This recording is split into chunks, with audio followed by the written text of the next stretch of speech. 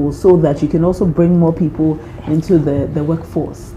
Okay, so ideally I share the argument that in any country that is so much interested in economic recovery, stability and growth, the focus must be on private sector support. And you do that by adapting or introducing policies that are targeting. And one of the key things is, what can I do to help the local businesses, okay, to have the environment to grow? And you do that by policy interventions. Key policy interventions could be taxes. Anytime you save the businessman through tax cuts, it becomes part, that savings become part of his working capital. When it's injected into his businesses, the business will see some numbers. As the business is growing, it will demand for an expansion, and that calls for opening of branches. And if I'm opening new branches, I will need new headcount to occupy those branches. That's one way of us to create jobs.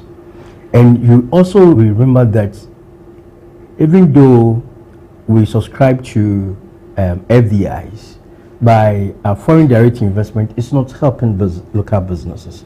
So you have a lot of infiltration of foreign companies within our local markets, competing with us. Our capacities are not that strong enough to compete with foreign investors.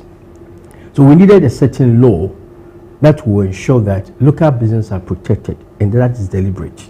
And key of them is the GIPC law, where certain markets are reserved for local businesses.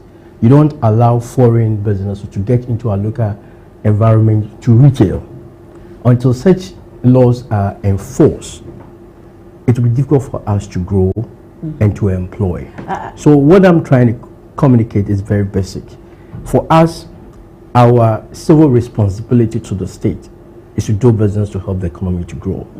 But for us to get that growth, for us to support the kind of employment you can give to the teeming youths, is government policies that is targeted to protecting local businesses. When that is done, you could see us employing. One of the challenges that we've experienced doing businesses in Ghana is anytime a business is ready to grow, it becomes a target of government. And they do so by the taxman targeting you to rake in more revenue from you. Because any time your business is growing, they assume you have so much. Therefore, they must come and demand their parts of your revenue. And that cripples businesses. So it becomes difficult for businesses, especially local business, to get formalized. Because when I get my business formalized, that's where I can see my numbers. I can have policies on what kind of people I need to grow with. But if an attempt to formalize my business, I become a target for revenue raking from the taskmaster, I will want to pretend I'm a small business. And informalize it. And informalize it. And as small that I am, I need a small space to do my business. Therefore, I cannot have enough space to employ people. So what we have to move through as a country is that formalizing your business should not be targeted as a crime. Okay? In doing business in Ghana, you are targeted as a criminal. And every eye gets on you. I want to take everything from you. So everybody wants a part of the pie. Exactly. And that is what is killing a lot of businesses. And it becomes difficult, especially when you look at a terrain like Ashanti region, that's like small business community, because they are concentrated, businesses are concentrated in a certain area in Ashanti region. You talk about a Doom PZ targeted, we talk about Banjma targeted. So it becomes easier for taskmaster to identify you. So when you want to do what is right, when you want to put proper records of your businesses, then they will come and say, no, I demand this from you, I demand this from you.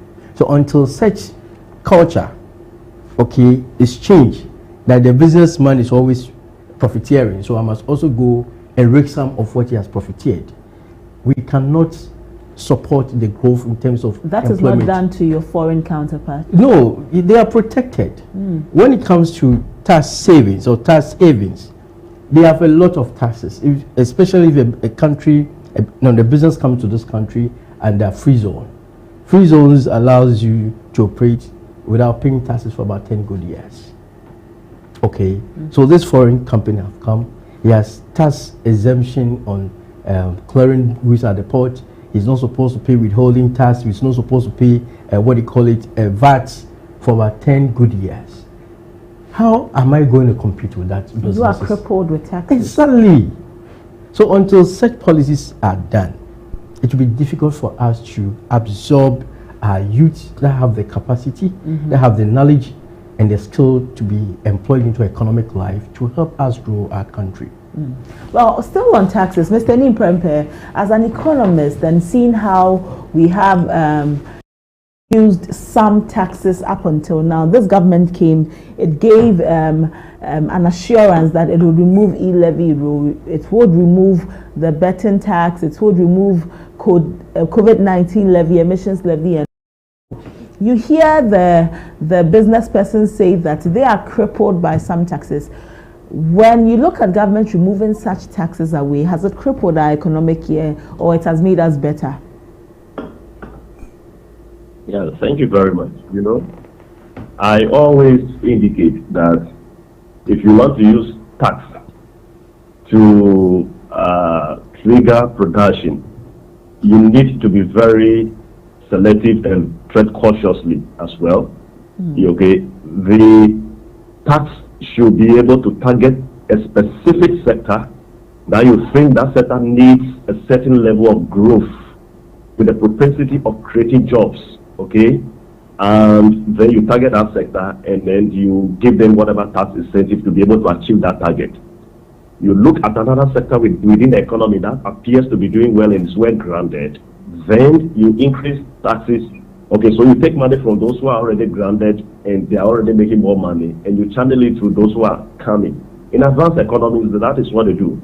But it appears in this part of our world, we like the general application. Okay, so government will announce, I've reduced taxes or I'm increasing taxes, and so you are unable to be able to measure the impact.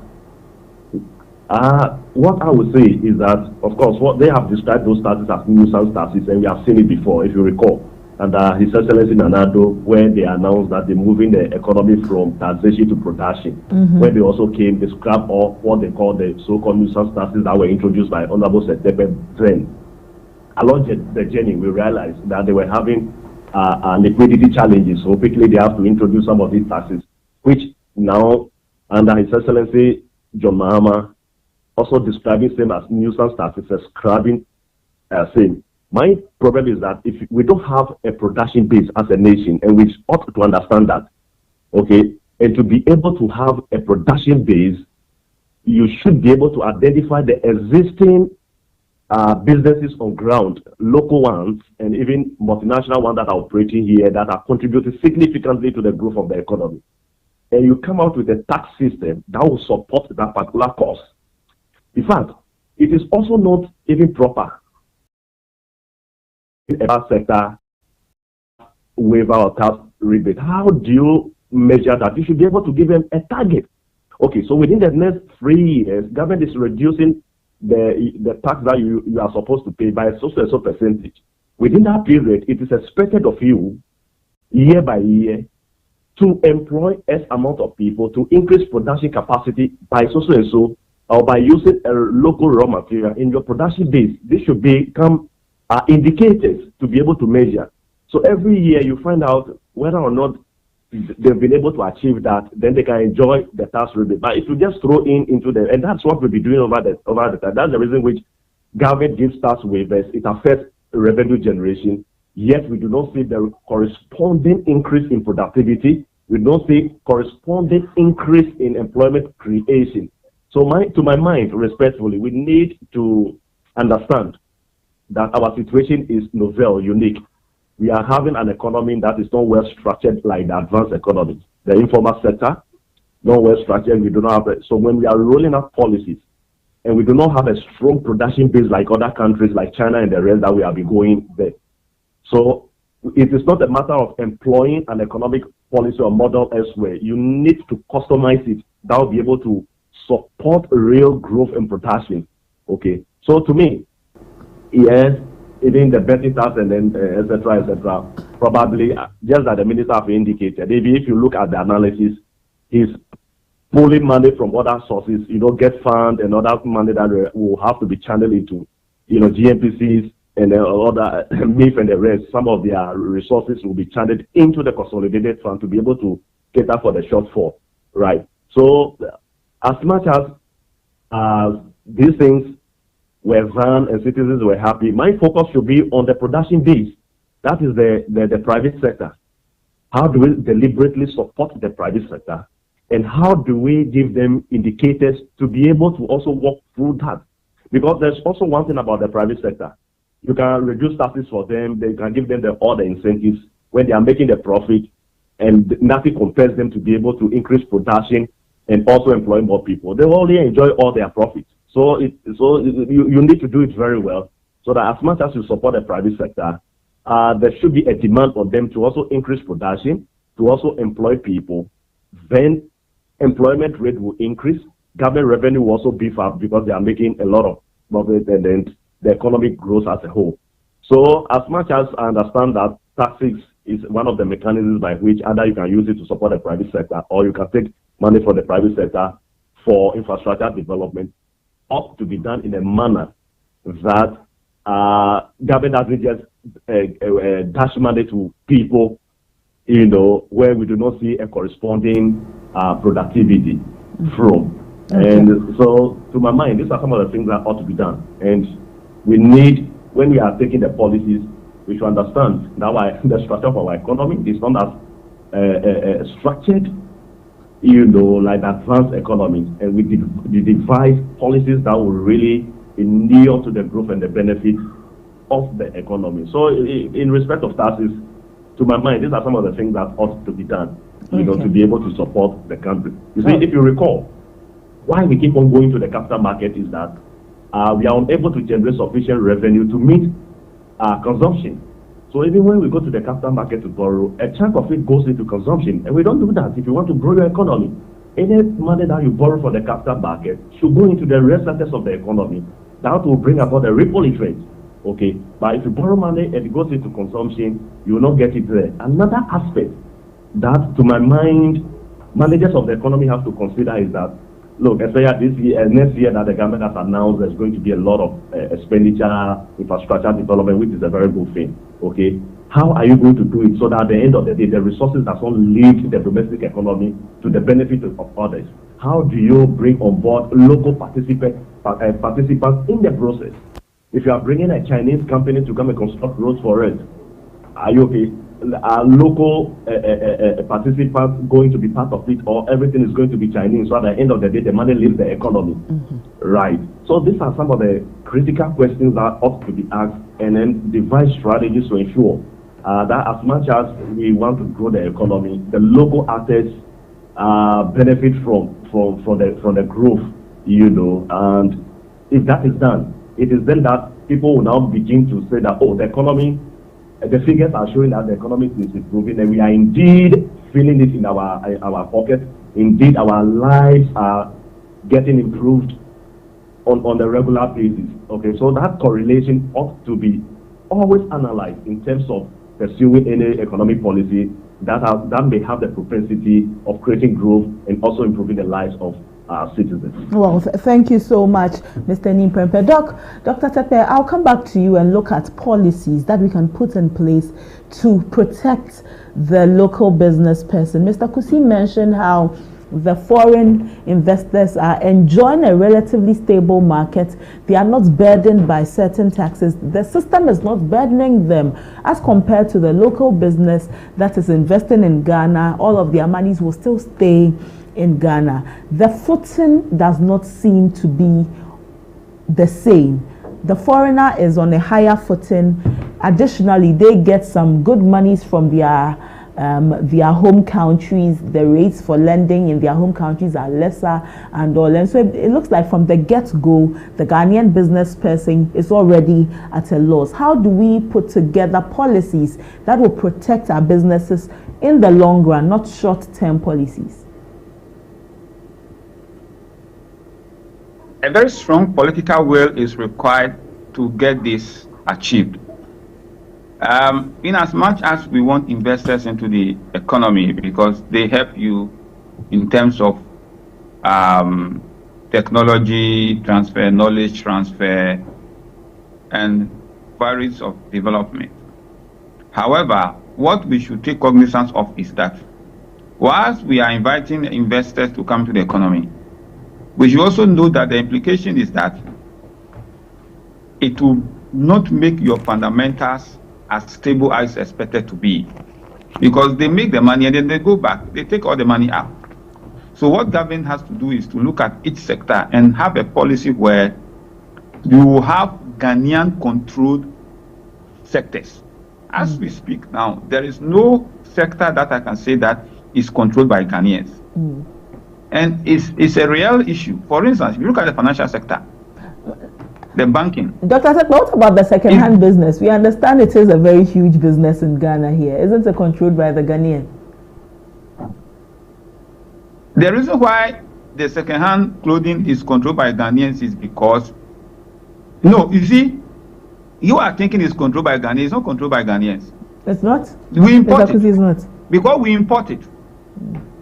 So it's the same people who are giving you money. We import it. And if you are importing something from somebody, who is making money? Yeah. He's the one who is selling the thing to you. So if you look at it from that perspective, you think that we are controlling. No, we are not controlling it. They are rather dominating us. What we should have been doing is to have the situation where our textile industry will be strengthened, and we will be able to produce all these things ourselves.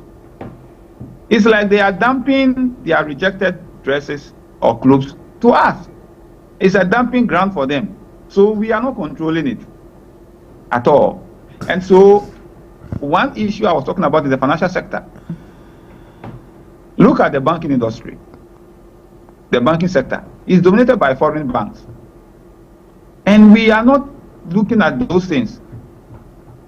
And these are the reasons why the exchange rate will continue to be unstable, because all these businesses, they make their money and take it out. It's a very basic practical thing. There are some development or infrastructure if you want to do in this country, the local banks cannot finance it. You need support from the international banks. That is what I was talking about. We have to be intentional. And so we should ask ourselves, sector by sector, how can we dominate each sector? We are not saying foreigners should not come. They should come. But when they are coming, they should come as partners. They should not come as dominants and taking over. Now look at our retail space.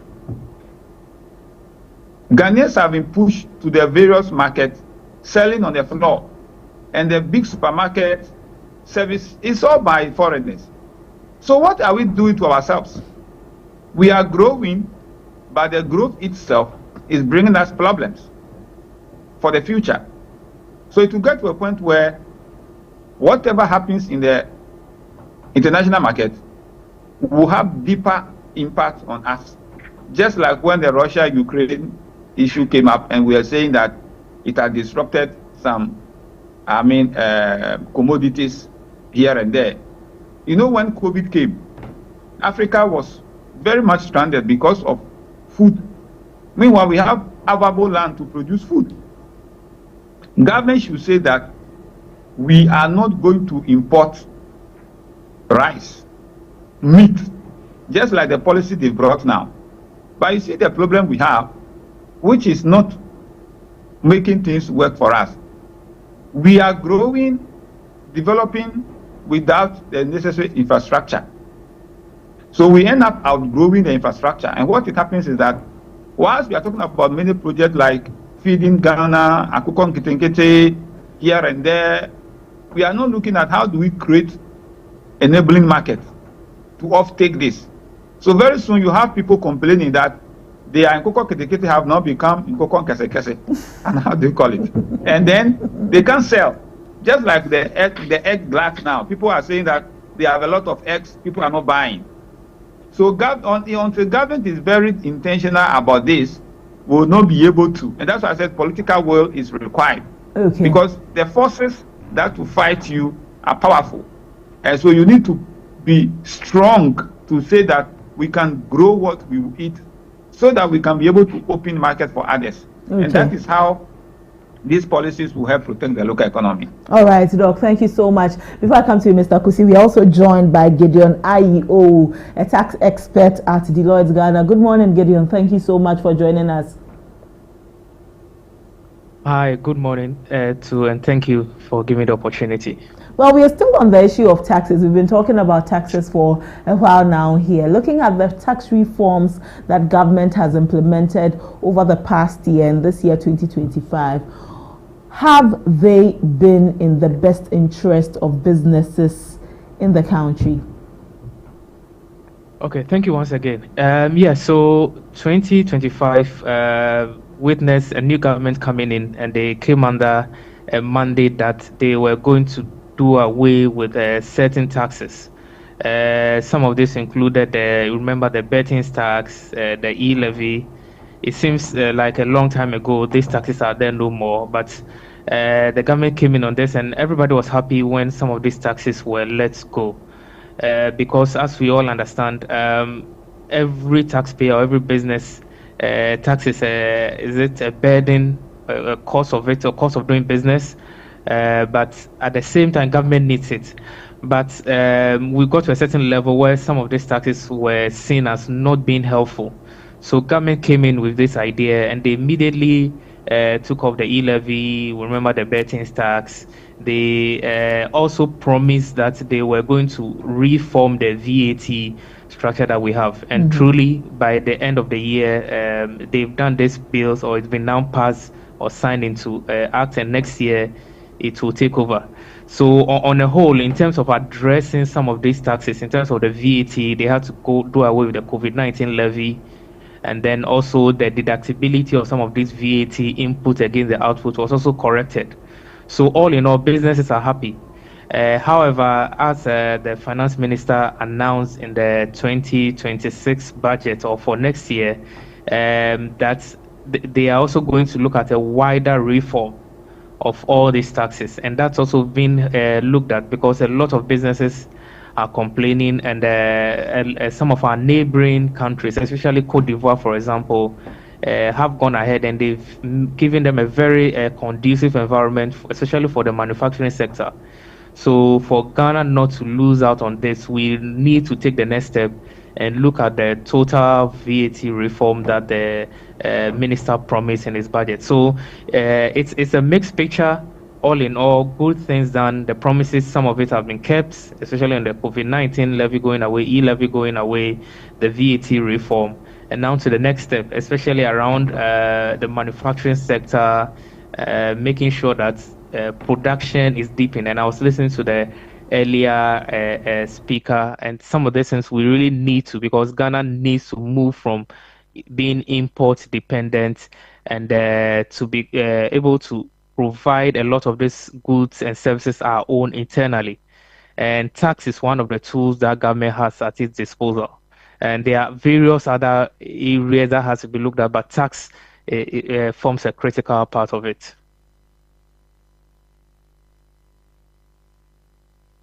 Missed it by some 5.5%. Ghana had missed some 123 billion Ghana cedis. Moving on into the new year, how do we fill this gap? We remove taxes, we suffer for it a little bit, or even some more, depending on what the government's plan is. And so how do we prudently deal with all the things, make life easy for our business people, make ease the burden of the consumer, of the citizen, and still be able to stay afloat as a government? Okay, so that's a good question. They're saying that nobody kills the cow that gives it the milk, or kills the goose that lays a golden egg.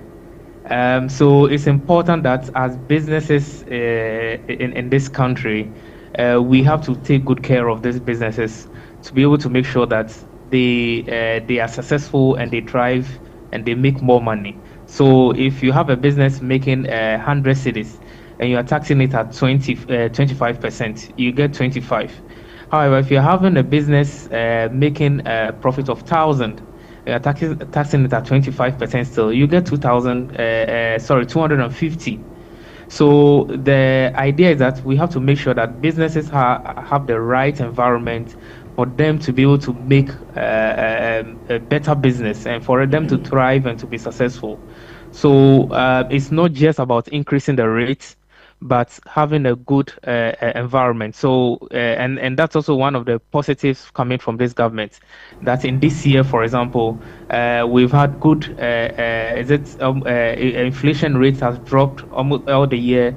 The exchange rate has also been very stable, and government is looking at making sure that the regulatory framework for businesses it's business friendly. So once you do this, you'll see that even though you are reducing the tax rate, taxes is not just on the rates or the percentage that you're charging, but having the right environment for business to make so much profit that even if you drop the rate to 10%, government will still be able to fill its coffers. Another issue that has been coming up over the years is on the value for money, and also we had the promise in the recent budget that government is going to set up a whole office to start looking at budget value for money projects and making sure that Ghana gets its value for money when we go for this major infrastructure or government asks for procurement and so on and so forth, so that we don't have the case where we spend $1,000 on a bridge, for example, but you do the value for money, we didn't need to have spent that much. And so we have to look at all of these areas to make sure that, yes, the rates can be reduced, but at the same time, government does not suffer and its coffers does not go down, because we still need government to implement a lot of projects. Our infrastructure deficit is wide. We need a lot. If anybody has taken a look at the roads recently, there are a lot of, with the rains and all those can be exposed, our drainage system, a lot of potholes, etc. We need it for education, etc. So yes, it's right, but we don't just have to look at the rates and the percentage that we are going to tax business, but making sure that they are doing very well to make enough profit for government to benefit. Well, Mr. Kusi, it just seems to suggest that if we are going to grow as a country, we need to invest into our private businesses. And if we are not looking at our private businesses, we are going to suffer. Let's look at the Africa Continental Free Trade Area. We have its headquarters in Accra. As business people, have you benefited from it? The big answer is another big no. All right. If you're looking at the opportunity that the AFTA was supposed to give to African countries, we are less off as a country. You ask yourself how many local businesses are intra-trading within the African continent. We do more business with the American and the European more than within Africa, just because the environment to grow. You see, the key tenets of AFTA is the origin of goods. That certain percentage of your raw materials must be mobilized locally. Right? If you have to resource some of these things within Ghana, the cost of production is high.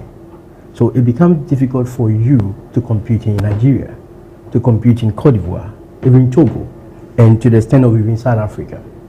So our production cost makes it quite unattractive for us to even trade.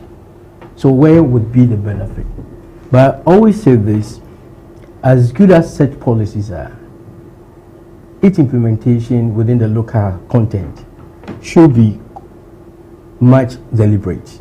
Okay. That what is our competitive advantage as a country within the 16 regions that we find ourselves? Let me identify 5, 6, 10 businesses from different sectors. As my frontiers in entering into the African market, what kind of support do they need? In terms of financial support, in terms of capacity building, in terms of market access, what support do they need? Then government would be conscious about helping these 5, 10 businesses. That, guys, you are our front lines when it comes to AFTA. Okay, enter into this market. I'm ready to support you. Until that is done, it's a general policy that we signed to a certain trade treaty that gives us a single market to trade. But the businessman is disconnected, because when you look at this environment, it becomes a burdensome for me to do this business. Because what I even have at hand, I've been able to control. I'm even suffering from it. Why do I have to look extra beyond my borders? So we are not benefiting, even though we are lucky to site the headquarters in Ghana, but there's no direct appeal to businesses for them to access such information. You can do a cursory talk to businesses across even Accra. How many of them know what AFTA is about? If they know the policies of AFTA, if they know the roadmap to access the market, they don't know. But I'm curious to find out. It seems our business landscape or our business land is quite fertile to other businesses coming in. You enter into the market, you have various African nationals who are holding very successful businesses in Ghana. They come within the next 2-3 years, they're able to expand, and so it looks like there's something good here for them. But we do not hear of the reverse, that Ghanaians enter into another market and also succeed. So you look at first source of business funding. Okay, someone coming from Nigeria, Cote d'Ivoire have cheaper source of capital funding from this country. So he comes to cheap funds. When he comes in here, you are supposed to give him some tax exemptions. So funding for his business, he has tax exemptions, he has government support, he has his country government also interested in whatever they are doing in Ghana. So they also have that government support, even though they work here. So they have much more conducive environment to start from. Unlike local businesses, the moment you cite a business, you push a signage there, GRA will come to you. When you have to access capital for your businesses, it's expensive. So the platform for competition is not fair for even local businesses. It makes it much more better for a foreign company to survive, thrive, and succeed than a local businesses. That's what we are talking about. Government policies that is targeting how do I protect local businesses. But it is not just a general policy. Before you can address such challenges, you must look at the root cause, and that you do by engaging researchers to appreciate what are the key challenges of my local businesses. Understand what the gap is. What kind of solution then can I prescribe to address each of these challenges? And that means you are being conscious about it. You identify these people, then you support them by professing solutions to them. Some of them is about capacity building. Some of them is just about how to file taxes. Some of them is about how do I appropriate my capital. Can you imagine a business person, he jumped with the job wagon because he saw people doing certain business, they're doing well. Now a bank's approaching, okay, I need money. I want to import from maybe China, and he go for overdraft. You have set the business to fail. So we need a certain group of consultants that are assigned to certain group of businesses, that if you have any challenges, go to these people, they will help you out. Government, I'm taking care of the cost. Because for business person to maybe assigned or subscribe to consulting, you think it's a difficult thing. Okay. They are not there yet. But if it's coming from government, that, okay, those into FMCGs, I have group of accountants, I have consultants, all your books, all your challenges, talk to them. I'm taking care of the cost. In that way, the basic challenges of business is being addressed. Then you look at the bigger one, that is how do I make funding much more cheaper for the business, the local business. And of course, we see policy rate coming down. We see rates coming down, but that is not enough. If you benchmark it against the sub-Saharan African countries, our rate is so high. How can we get to the policy where our interest rate is below 10%? It is possible. Mm-hmm. Let me tell you why it is possible. There's a foreign agency called MasterCard. Okay. Let me just, okay. They have subscribed with some banks and they are giving loans at 10%. If such foreign company can come into our market and provide interest rate of 10%. It means that the Bank of Ghana can also look at what policies do I have to do or adapt to ensure that lending comes to that level. In that way, you are putting us apart with our compatriots within the sub-Saharan African countries, and that is where we can take care of after. That's when we can take care. After this break, we'll come back and look at what more can be done for the business community, and then we'll look at Gold Board too. It's been a very interesting conversation around Gold Board. Some say that it is not sustainable the way we are going. Others say if we can consolidate our gains at this moment with Gold Board, I mean, regardless of whatever anybody says, let's continue doing that so that we increase revenue and anchor the CD on that. Right after this break, we'll discuss that. Stay with us.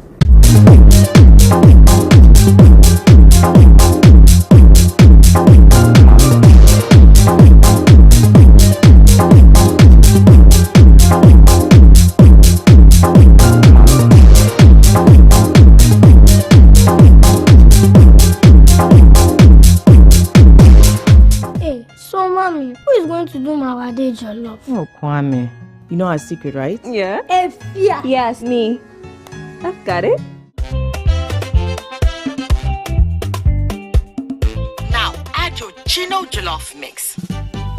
The perfect blend of tomatoes, pepper, and fine herbs and spices to ensure a consistent taste every time.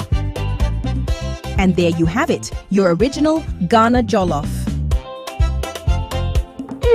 Jollof so good. Jollof so cool. Tasty, yeah.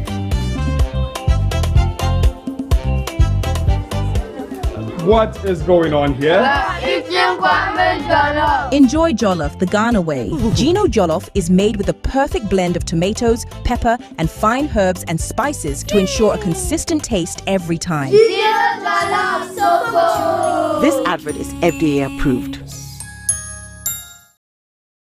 Imagine a sport without rules, a game without passion, an arena without chance. What drives the champions? What fuels the rivalry? What separates the winners from the rest in the world of sports? Eugene Soti, your chief data guy on the Talking Point. On the African Tracker, I'll break down the performance of your favorite African players abroad, scrutinizing every detail and exploring the nuances and rules governing the game. Meet us in your area for Area Take as we plug into sports perspective and hear your thoughts on every play of the game. I'm James Makion, your go-to expert for everything local. I'll review the fixtures from the locker room to the pitch and from the management to the fans. I've got you covered. Oh la la! Don't miss out on the double excitement. It's a fun pack, pulsating and complete wrap of everything in sports, from boxing to football, tennis, NBA and more. Sports World on ABC as every Wednesday from 7 to 8 p.m. Sports World on ABC. Sports beyond borders.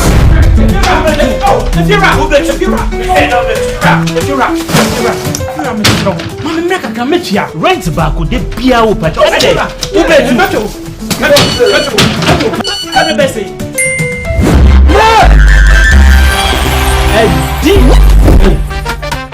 Come on, let me see you. Wait, this guy. My friend, see before. It's the Telecel Too Much Money promo. Win cash daily, weekly, and a grand prize of 1.2 million Ghana cedis. Just reload or buy a bundle with Telecel Cash to earn points and stand a chance to win big. Dial *500# or visit the Telecel Play app to opt in and start winning in the Telecel Too Much Money promo. Terms and conditions apply. This promo is regulated by the NLA on the Caritas Lottery platform. When is campaign? If you're a baby, many schedule no. If you know, meto chiaka. Inti ene, uno ba no mpe baby amobeda. Oh no abeka. You did too much money. No matter. Telecel, connecting energies.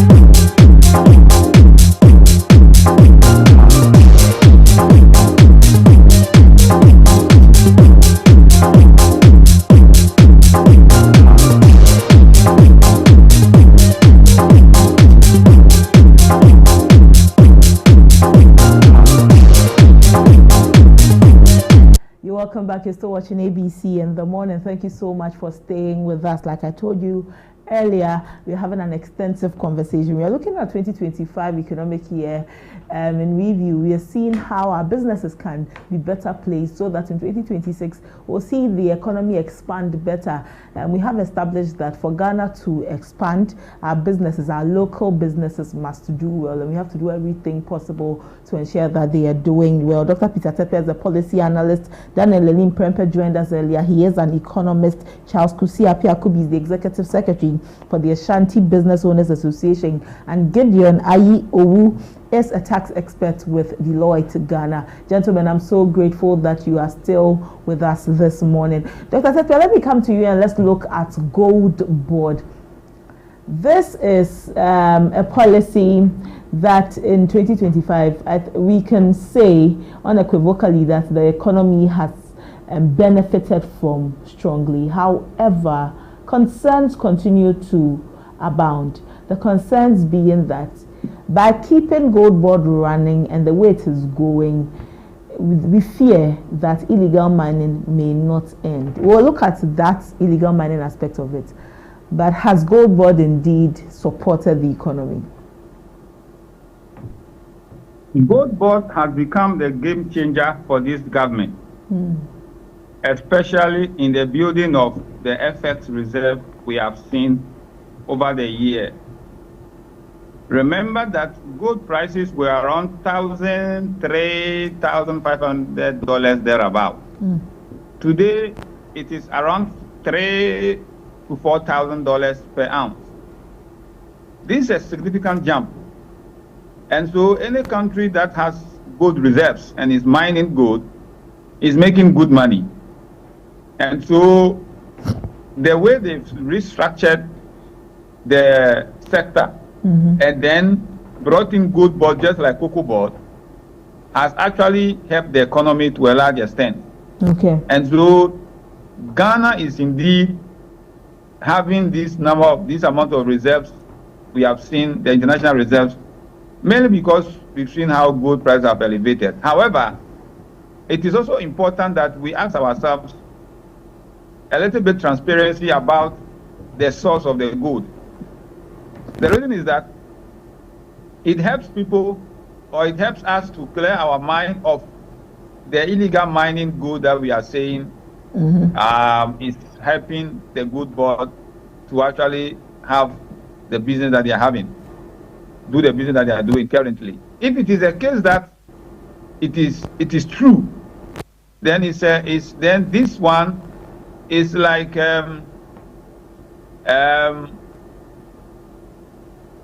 doing harm to yourself more than ever, whereby you are making money, and at the end of the day, the money you are making is only to come and, take care of yourself.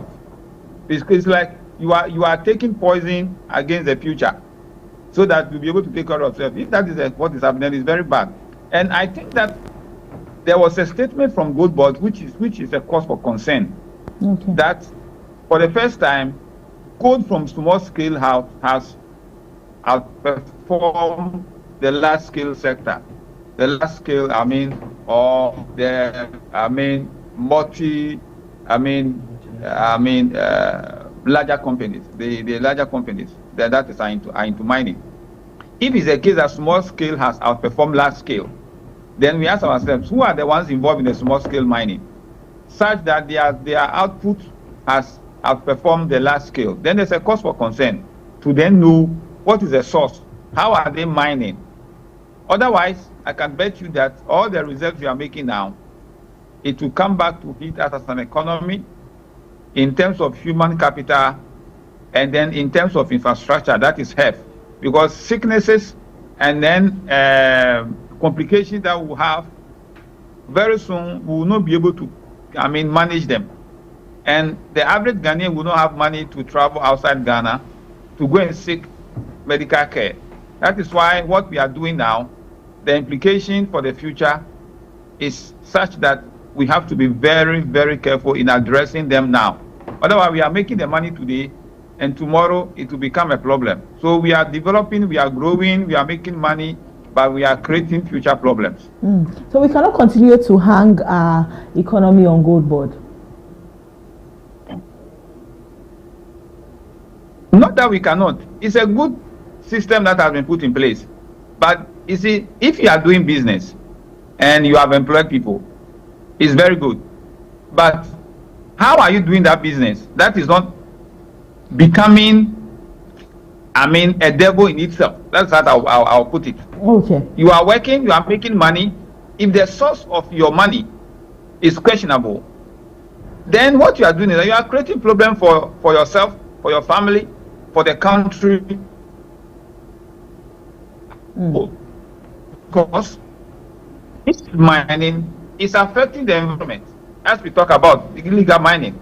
And so if it is the case that we have set up gold board and the source of the gold is mainly from illegal mining, then that is where the problem is, but not the institution itself. The institution itself is a good one, it's a perfect one that has been set up, but how it is being managed is the problem. So if it is the case that they are getting gold from illegal miners, then it is a big problem. Then it's better we don't even set up the gold board, because at the end of the day, we are creating problem that all the money that is being made now will all be wiped away, because we spend more in addressing the problem we are creating now than the money we are making now. You, Gideon, the worth of gold board to the economy, how would you quantify it? Oh, we seem to have lost Gideon on the call, but we will still stay on gold board. Doc, when we look at building policy around our mining so that it sustains our economy, so many times we've looked at the fact that we cannot mine in perpetuity, but we have the mineral resource in the country. Most recently, the issue about lithium mining was in Parliament. So much debate all over it, the premiums and all. How do we sustainably anchor our economy on mining so that greed does not set in? How do we form policies that will benefit Ghana to the maximum, and so that we are seeing also great royalties when it comes to mining? Foreign companies are coming into the country, or they are entering into the sector. They are mining, they make good money, they send it out. We see how other cities have been transformed, but not so much when it comes to areas where mining is happening in our country. And so how do we maximize the best out of our mining sector?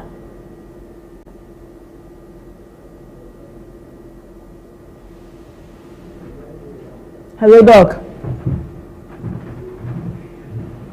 Dr. Sete, can you hear me, sir? Oh, we seem to have lost Dr. Sete. We'll establish contact so that we better appreciate that. But let me come to you, Mr. Kusi. I mean, gold board is all about us as Ghanaians mining for at least 2 or 3 years now. We've been going back and forth about mining in the country, seeing what it is doing to our land, but not so for other countries. Other countries, there's mining going on there. They're seeing some good happen to their lands, but Ghana, our land is suffering. We are taking out the minerals.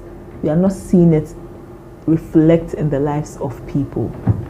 How do we make sure that even though we are mining, our lives are getting better?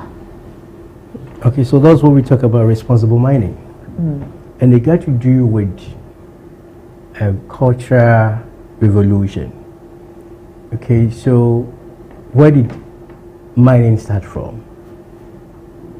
Who were those engaging in mining? What was the story? Because it didn't start mining 10 years ago. It's been ages.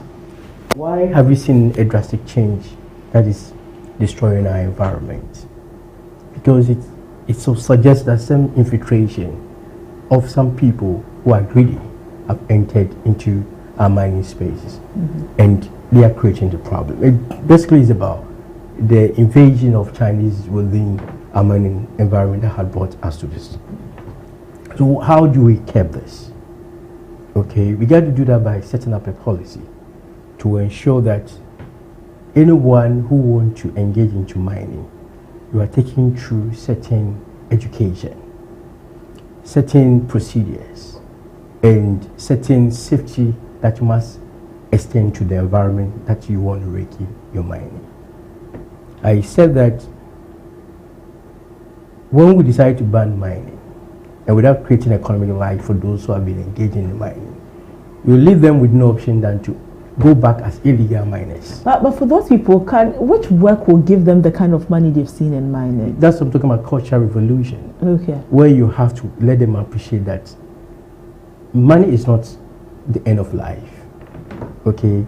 Having a sustained economic life that will ensure your generation will come and benefit from it is much more important than making all the money today and you won't have any generation to enjoy, because we can't foresee a generation the next 10, 20 years, 100 years if we keep on doing this kind of illegal mining, because our water bodies are being polluted. The fishes that we think probably, if I'm not ready to eat Siobhan, I have to eat fish, is being polluted. We've seen babies coming out with deformities. So this kind of a picture we have to give to these people.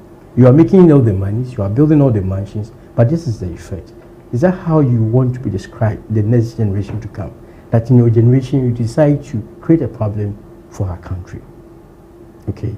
And you see, key thing that we have to do again is that there must be some punishment, okay, meted to people who are engaged in illegal mining.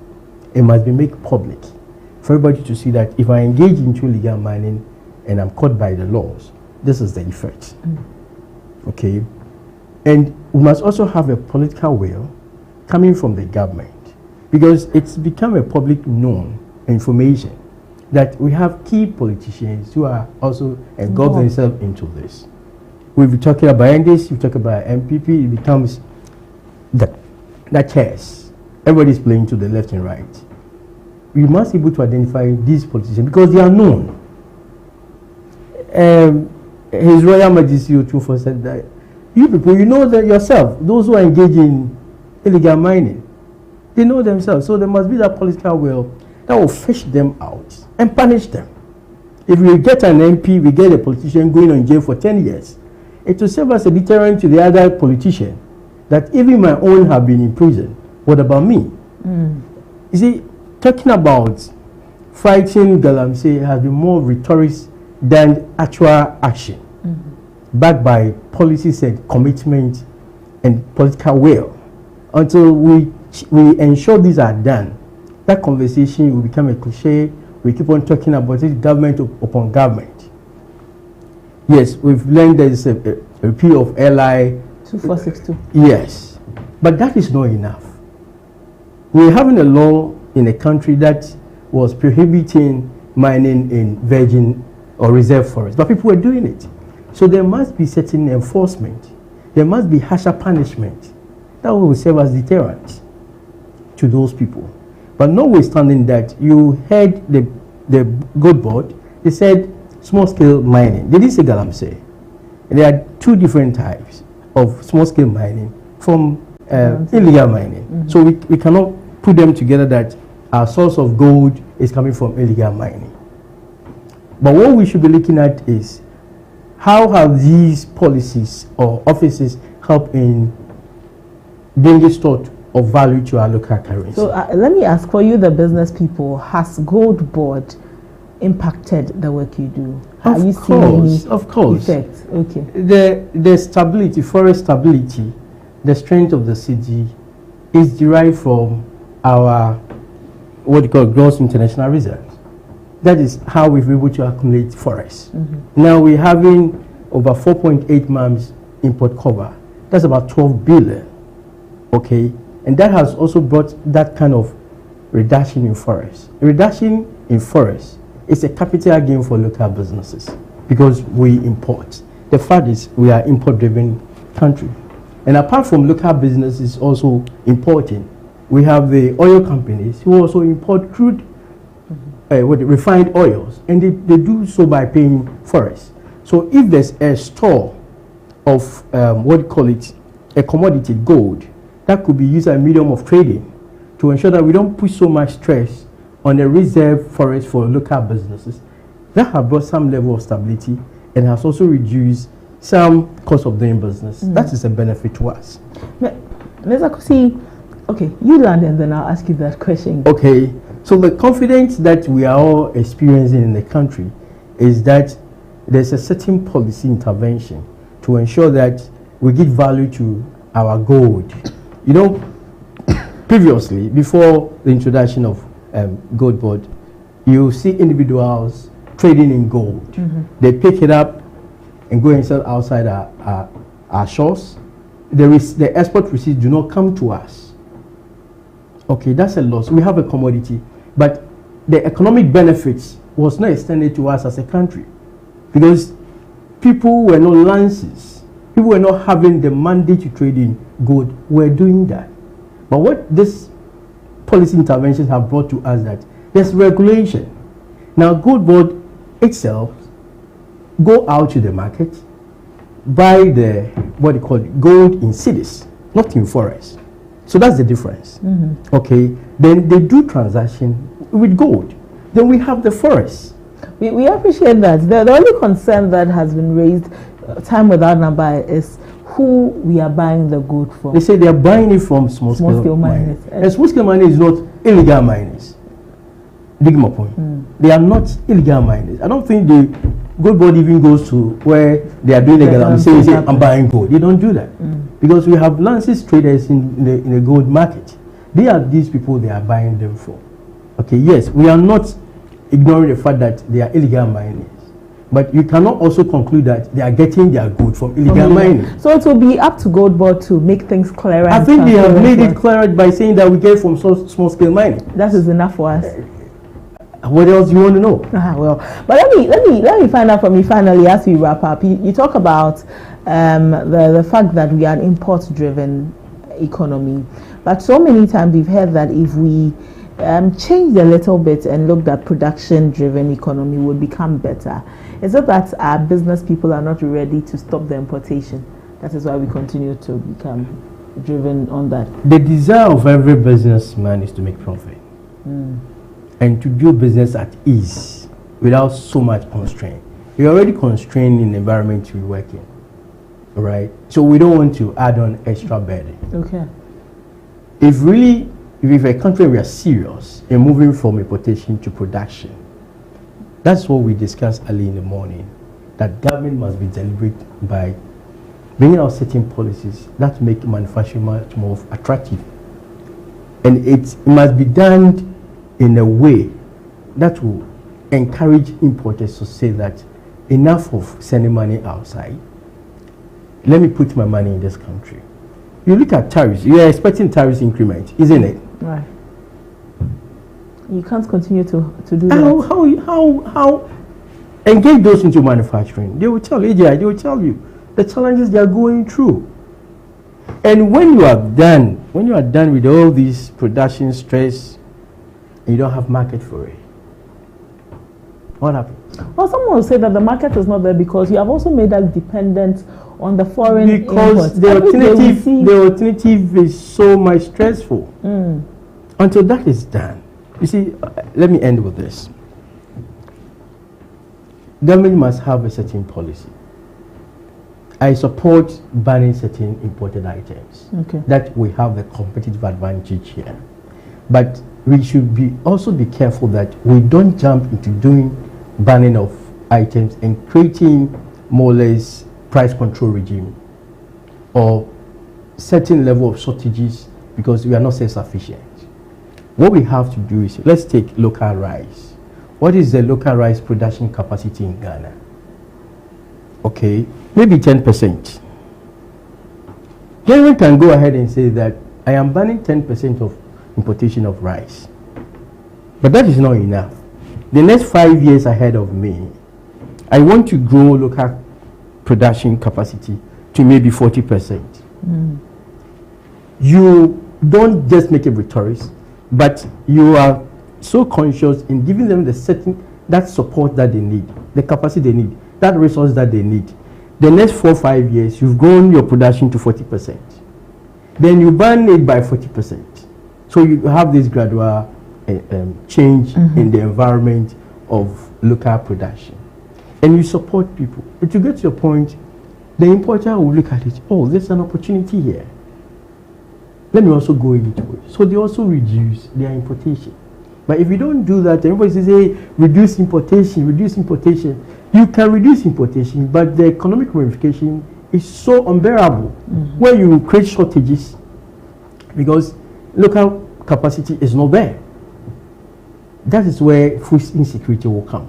Just look at what they decided to do early part of this year by supporting agriculture, giving the right inputs. What have you seen? We've seen hamper harvest, right? Where there's even a clouds.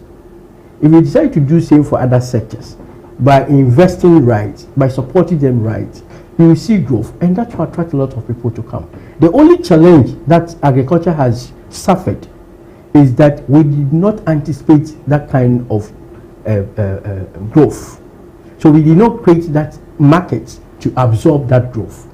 So you see people saying we have so much tomatoes, we don't get people buying. Well, because our roads are not good. So that is what got into planning.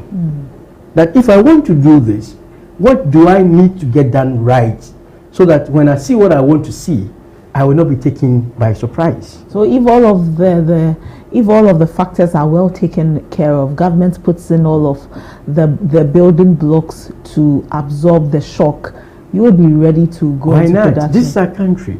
We've always talking about creating that opportunity for local business to invest in our economy, right? We are not interested in sending money outside, promoting and building others' economy at our expense. But you, as government, you have the ultimate responsibility by creating the enabling environment for us to be encouraged to invest into our local economy. And you do so by also ensuring that you have this private-public partnership, even in our capital infrastructure. Building roads, if they've passed the express road bill, right? The budget for it. We should have local businesses being major contractors on that. Don't give to foreign companies. Because I might have the money, but I might not have the capacity in terms of technical capacity. So engage me, I'm ready to invest my money in it. That is how you get local people to invest in your local economy. And if you do that as a government, what it help you to do is it reduce your appetite for borrowing to support what you call it, capital expenditure. Because if you want to do it alone, if you want to outsource it to a foreign company, you might do some mobilization for them. And you do so by either going for a facility from the bond market or from the capital market. That becomes a debt to the country. Okay, let me go. Let me just finish, all right? But if you are opening up like an IPO for local businesses to invest in such projects, you don't need to go and borrow money. And that is how you can also reduce your loan to your GDP if you're really serious as a country. So this is your advice to government. You know, right? Right. Well, Dr. Tete, let me come to you and let's look at 2026. Government is looking at job creation. Government is looking at building an expressway from Accra to Kumasi. It has very ambitious plans for 2026. What roadmap would you expect government to put in place so that at the end of 2026, it can say it has been successful?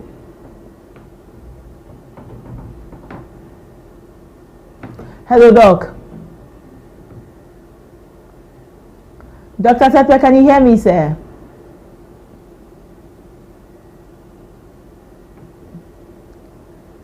Oh, we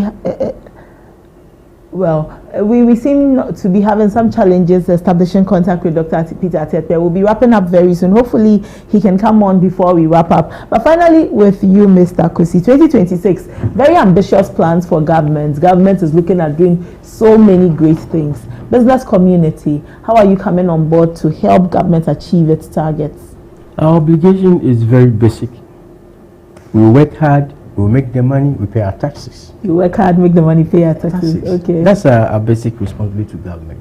But they also have the ultimate responsibility to us by creating that environment for us to do our business, grow our business, make the money and pay sustainable taxes to them. I'm talking about sustainable taxes. Taxes that do not deplete working capital. Taxes that do not destroy businesses. But taxes that make it much more convenient. You look at the policies or the how do I even call it? The principles of taxation is supposed to be self-compliant. It must be affordable. It must be very simple. All right? If they're able to do some of these things, I will be much more compelled, okay, to go and pay my taxes. I don't need GRA to come and sit in my office to say I am going to mark every transaction. Are you frustrated when GRA comes to you, business people? Will it be okay for you to be in your house and someone says, I'm coming to sit down and check what you do in your house, when you have not contracted any facility from that person, or the person have no capital injection into your business or into your house? You build your own house, and someone else you don't know from anywhere says, I am GRA, I'll come and sit and check how you are living your life in your house. That's invasion of privacy. That is not acceptable. Why would you want to do that? You see, when you think someone is stealing from you, you should check yourself. Maybe you're not doing something right. When you do what is right, your policies are right, and your policies resonate with the people, you won't struggle to spend so much in micromanaging the person to ensure the person do whatever is right. Do work. Put the system right. We've been talking about tax reforms. Yes, they've done some sign of tax reform. That's what business we're looking for. It could have been much more better. Let me let Dr. Peter Tepe have some say on the 2026 budget. Then I'll end with you talking about how much better the tax reforms could be. Doc, 2026 is just a few days away. Government has ambitious plans for the year. What is the roadmap you would be expecting government to follow to ensure that next year by this time when we are having a conversation like this, we can say government has been successful? I am looking forward to see the continuous fiscal discipline we have experienced this year, especially as we are exiting IMF in 2026, to make sure that it is not because IMF is around, that's why we have seen the stability we are seeing now. Government should stick to the budget. They should not be overly ambitious. They should just work within budget. They should not go and bring in projects that will throw the budget out, whereby we'll have high deficit. They should not say that because our debt to GDP is low, as a result, they are now going to the capital market to borrow, and then borrow because there's opportunity. They should borrow where monies are going to be channeled to productive sectors that will bring real benefit to the economy. And so I'm looking forward to see the same discipline we have seen now. I'm also looking forward to see the collaboration between the Ministry of Finance and Bank of Ghana. One of the things that has helped the economy is because monetary policy and fiscal policy leaders have actually collaborated very well. And that is how come we see good indicators like the inflation, like interest rates, at a certain level. So I'm looking forward to see real discipline and also to see real political will to enforce the laws against revenue leakages, whereby businesses in the economy or local economy will thrive. Thank you. Finally, with you, Mr. Kusi, the reforms that business people want to see.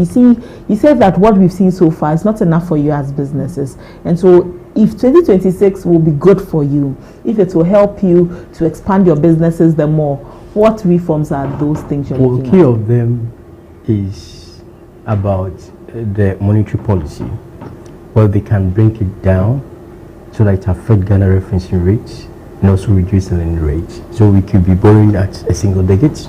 It's possible. We're looking at that. That, of course, will give us the edge to trade within the aftermarket. That's one thing. We're looking at the tax reforms. You know, I always say that VAT is an imported policy, right? So can we look at a localized tax system that is responsive to our market dynamics, all right? So that we don't introduce imported policies that are wrecking businesses. We've talked about the cascading effect when it comes to VAT. Government sought to suggest that they have taken off the cascading effect, but that is not the fact. You see, the cascading effect aspect of it is we are not practicing a modern business where you can walk to from manufacturing to maybe shop, it ends there. But within certain sectors within our market, goods travel beyond 3-4 channels before you get to the consumer. So at every stage in this transition, VAT is added on, because at every stage, the tenets of VAT is you have to add on. That's a cascading effect. Tax on tax, because the person already paid tax on it. So the consumer suffers at the end. If you have to extend at this effective rate of 20% of VAT to every level of your transaction, what are you doing to the consumer? So the cascading effect have not been taken off as they have made us to believe. They should look at it and see that certain market, there shall be a stagger where VAT will end, so that we do not punish the consumer, right? The other things we're looking at is, yes, government promise has been very prudent when it comes to fiscal policies. He has shown us. We are expecting him to be much more disciplined, consolidate it, and be much more rational when it comes to his expenditure. Yes, they want to spend this year, 2026, but they should adapt what we call zero-based budgeting, where you create value for every capital expenditure you want to do. A capital expenditure should be that is self-financing, to ensure that whatever we are investing in has the capacity to pay it off without necessarily overburdening the business person. Right. Because anytime there's revenue shortfall within government revenue projection, sometimes they are forced to increase taxes.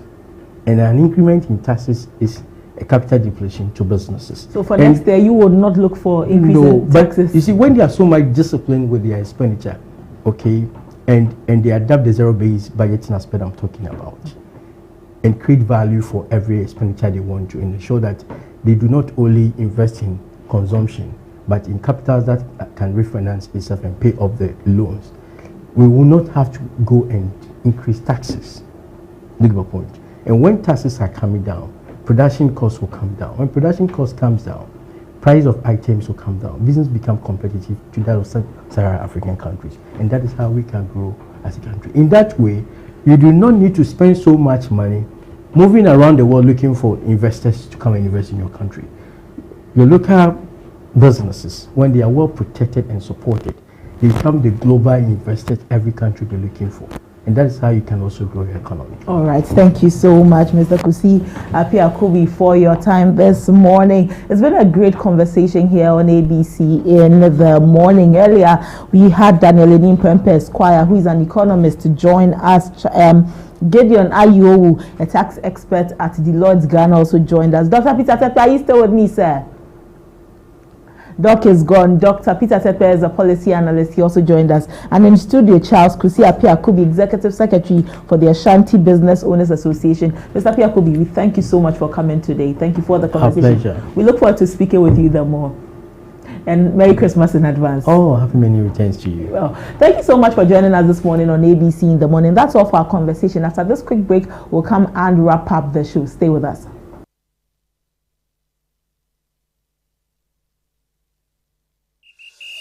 Playing for your country, any easy. Scoring, any easy. Winning, any easy. You know what be easy now? Kivo 4-in-1 Gary mix. Aye easy. It gets everything inside. Gary, creamer, sugar, roasted groundnuts. Just add water. Sharp my soakings make ready. Taste and energy.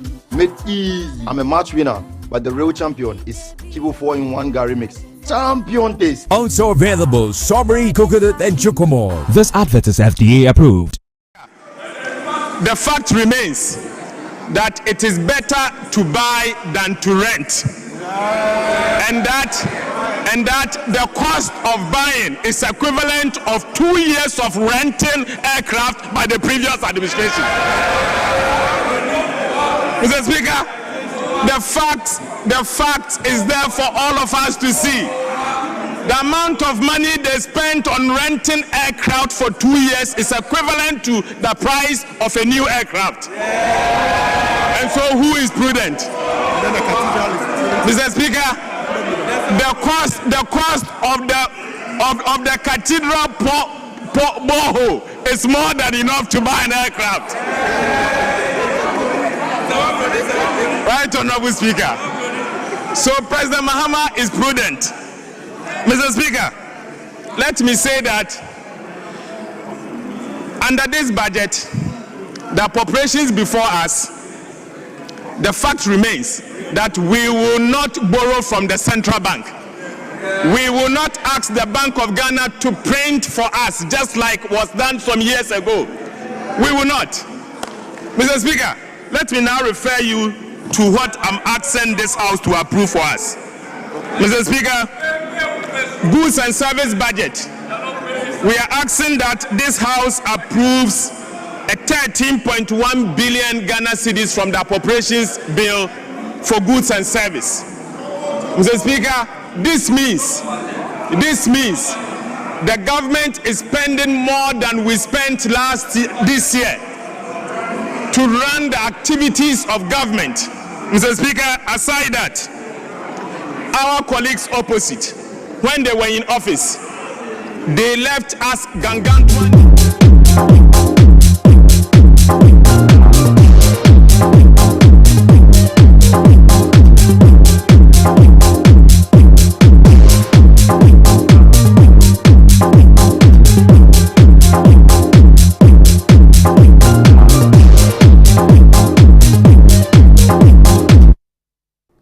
Thank you and welcome back to ABC in the Morning. This is how we wrap up the show this morning here on ABC in the Morning. Thank you so much for staying with us for this extended conversation here on the show. We'll look forward to seeing what 2026 has to offer all of us. It will be a great year. I, for one, am looking forward to a great year, and so I would hope that you too will look forward to a great year. But such great conversation this morning here. To catch the conversation, we stream it live on Facebook and on YouTube, ABC News GH. You can catch the conversation anytime. We'll be posting snippets on all of our socials, so look out for the snippets so that you can enjoy them. And our website, www.abcnewsgh.com, where you can read all of the news. Thank you so much. I cannot say thank you enough that you've joined us. Today's Friday, the Friday before Christmas. Parents by now are putting together last minute touches to make it wonderful for their children. You know, Christmas is all about your children. Spreading the love, the joy. For Christians, it holds a very strong emphasis for our lives as believers, the birth of the Savior, the gift of Jesus Christ. And so for me, I'm going to look towards the weekend and into the new week by thanking God for this gift that He's giving to mankind. But before I even go to the weekend and thank God, let me say a big thank you to Vitus Azim, who joined us this morning on our front story. Thank you to Dr. Peter Tepe, policy analyst, Daniel Lenin Prempe, Esquire, economist, Charles Kusi, Apia Kubi, executive secretary of the Ashanti Business Owners Association, and Gideon Ayi Owu, tax expert at Deloitte Ghana, for joining us today. Thank you so much. I leave you with what I would always leave you with. Keep hope and faith alive, and do not relent in your pursuit of happiness. Keep your head up and keep hoping for the best. Don't give up. Don't let anything break you down, especially in these few days to the end of the year. Let your happiness be your priority, please. Really let your happiness be your priority. Spend quality time with your friends, your family, and all of your loved ones, and let them know how much you love them. We'll come your way again in the new week. On Monday, you will see us where we'll bring you another edition of ABC in the Morning. A big thank you to the production and technical team for putting together today's show. Thank you and thank you again. I am ABENA Mante. I wish you the very best of your weekend. Enjoy.